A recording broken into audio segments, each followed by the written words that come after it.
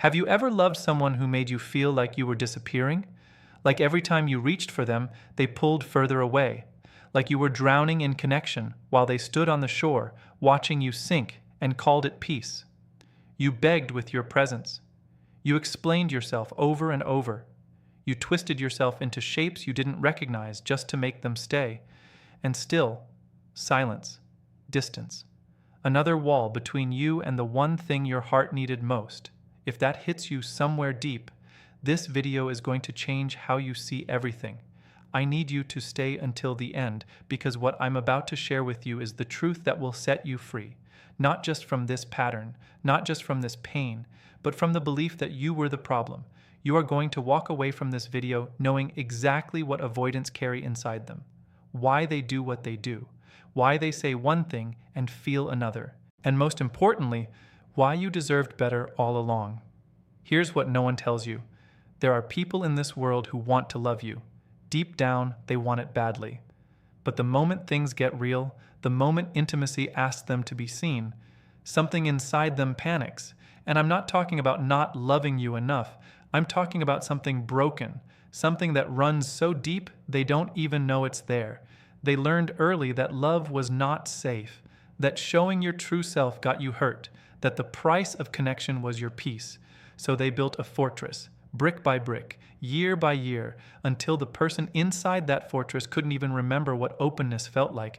And when you came along and when you offered them warmth, when you gave them safety, when you said, "Let me in," their body responded before their heart could catch up.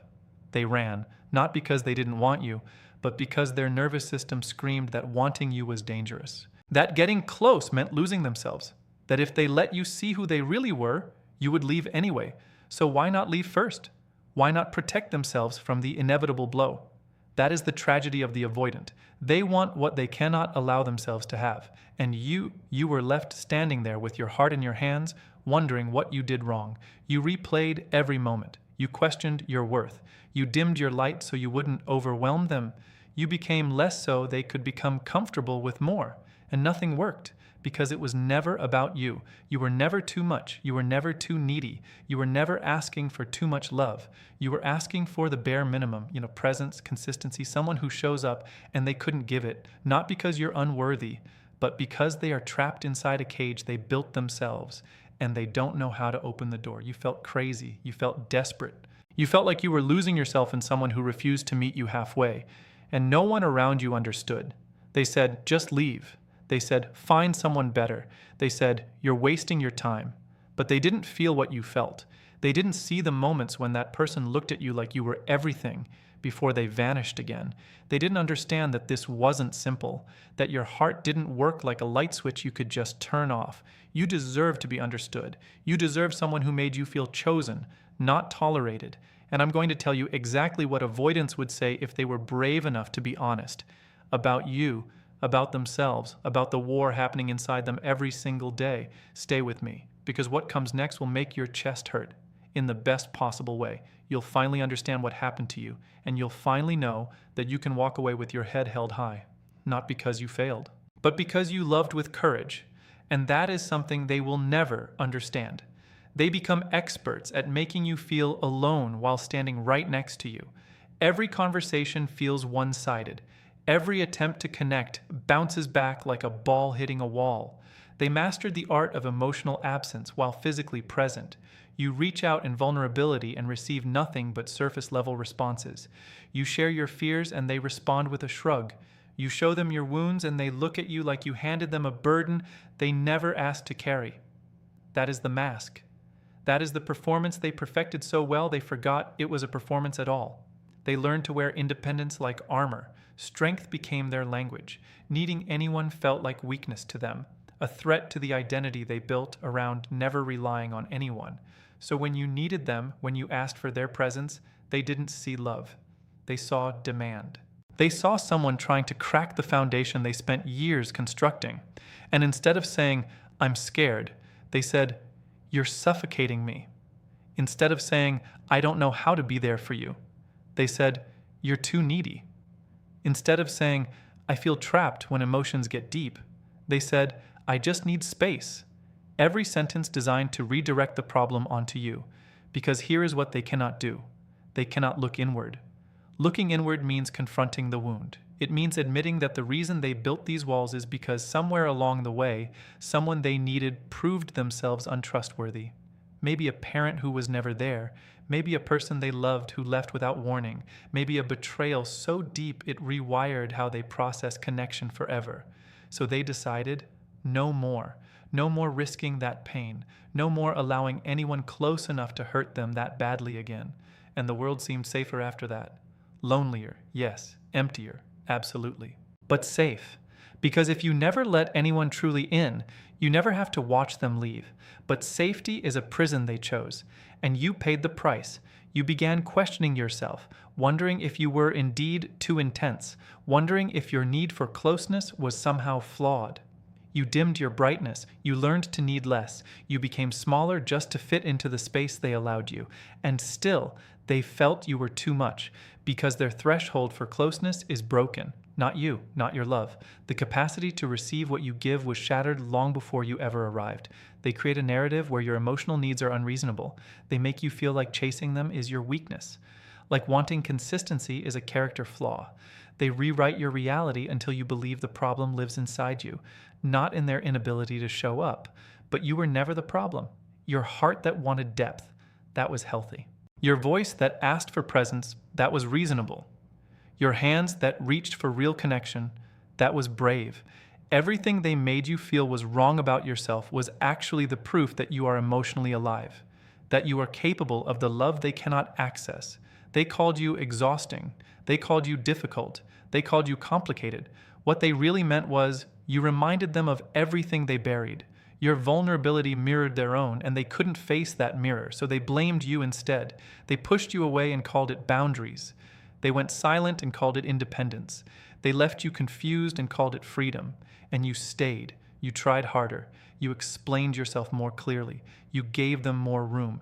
You bent yourself into shapes they never asked for because you believed if you just found the right angle, the right words, the right amount of patience, they would finally see you.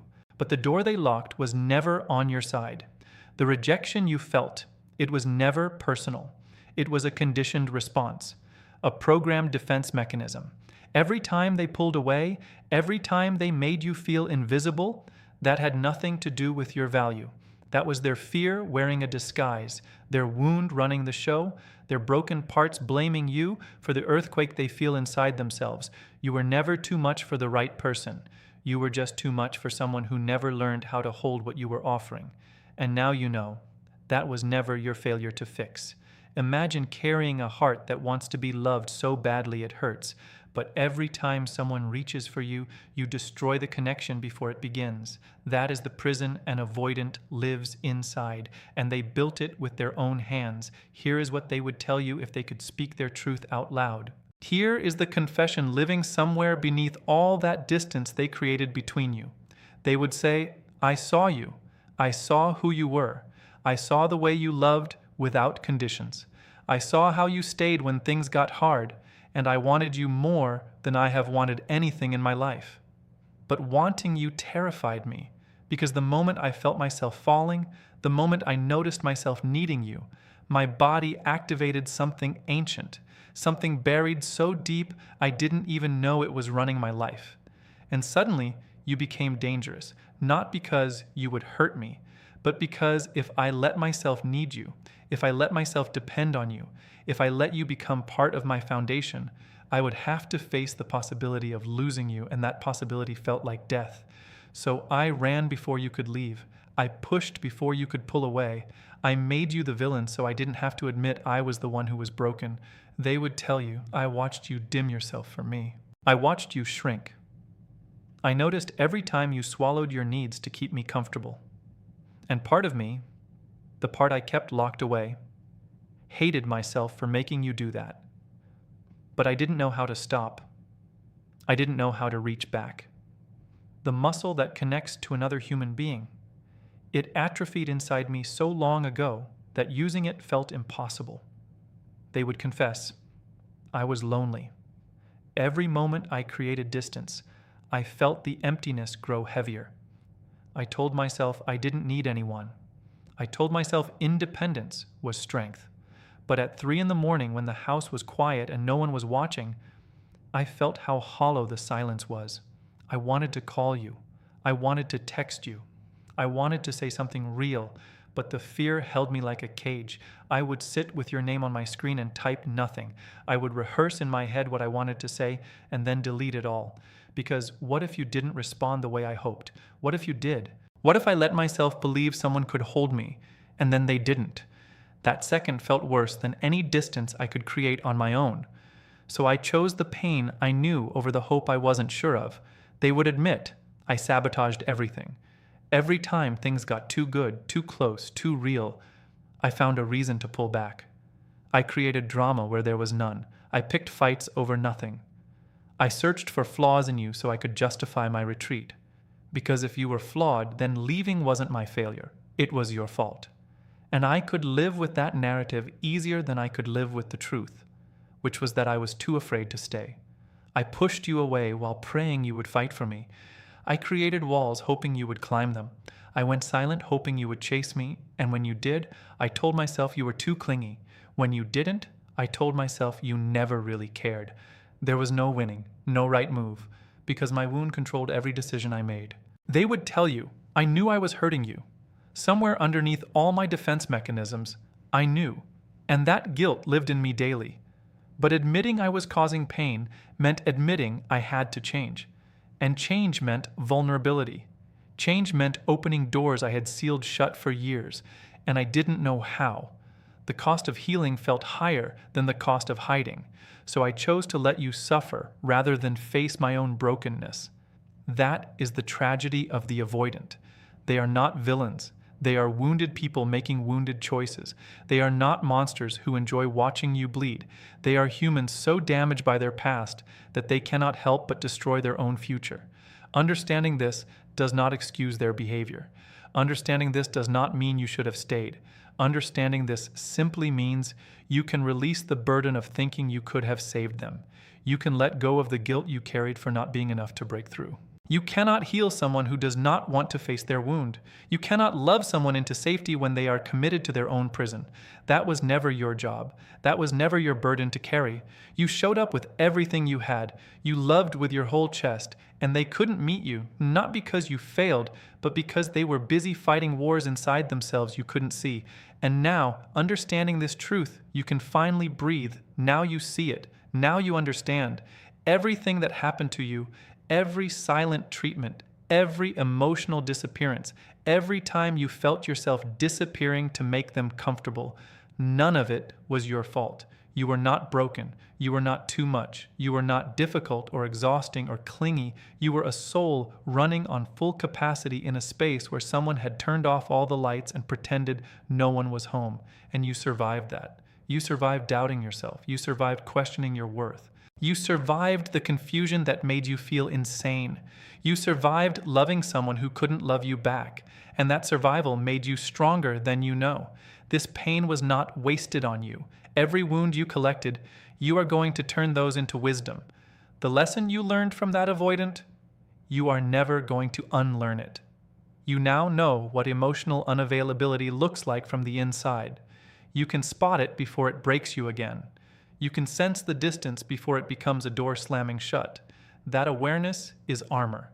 That knowledge is power. And here is what you are going to do with it. You are going to raise your standard. You are never going to accept half-hearted presence again. You are never going to shrink yourself for someone who cannot expand to meet you. You are done begging for basic human connection from people who treat your heart like an option. You are done fighting for someone who would never fight for you. You are done confusing potential with reality. You are done seeing what someone could be instead of what they actually show you every single day. The person who wants you, truly wants you, will not make you guess. They will not create mystery where clarity should live. They will not pull away when you reach for them. They will not make you feel like you are too much when you are simply asking for presence. They will show up consistently without you having to beg, without you having to explain why needing them is not a crime. That person exists. They are real, and they are looking for someone like you right now. But first, you have to believe you deserve them. You have to look at yourself in the mirror and say out loud, I am worthy of love that does not vacillate. I am worthy of someone who chooses me with their actions, not just their words. I am worthy of consistency. I am worthy of peace. I am worthy of someone who sees all of me, the messy parts, the soft parts, the intense parts, and decides to stay anyway. Say it until you believe it. Say it until it rewires something inside you, because it is true. You are not the damage you survived. You are not the pattern you fell into. You are not the confusion you felt. You are someone who loved boldly, who showed up completely, who gave everything they had to someone who could not receive it. That makes you brave. That makes you whole. That makes you someone who has every right to demand more from the people entering your life. Let this experience be the line in the sand. Everything before this, the confusion, the blame you carried, the belief that something was wrong with you, that is behind you now. This is where you begin. This is the moment you stop accepting crumbs from tables where you deserve the whole meal. You are done dimming yourself for anyone. You are done chasing people who run from you. You are done apologizing for needing love, for wanting closeness, for being a human being who craves connection. You are done shrinking. From this moment forward, you expand. You take up space. You speak your needs without guilt. You walk away from anything that feels like vanishing. You choose people who choose you back with their whole chest.